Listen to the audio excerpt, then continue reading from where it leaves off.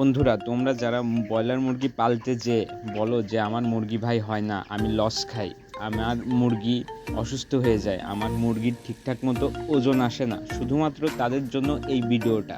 দেখেন ভাই, আজকে আমার মুরগির বয়স মাত্র 29 দিন, আর 29 দিন বয়স অনুযায়ী আমার মুরগি গ্রোথ একদম পারফেক্টলি আসছে আলহামদুলিল্লাহ।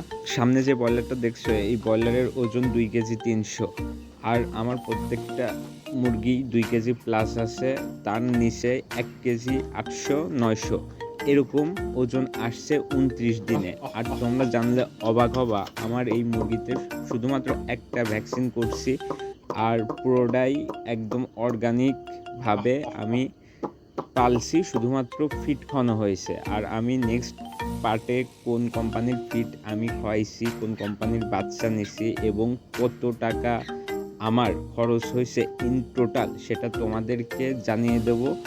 আর মুরগি বিষয়ে যদি তোমাদের কোনো ইনফরমেশন প্রয়োজন হয় তাহলে কমেন্ট করলেই হবে, আমি আমার সাধ্য অনুযায়ী ভিডিও মাধ্যমে সেটা দেখানোর চেষ্টা করব ইনশাল্লাহ। বন্ধুরা, আমার এই ফার্মিং ভিডিও যদি তোমাদের কাছে ভালো লাগে একটা লাইক দিও।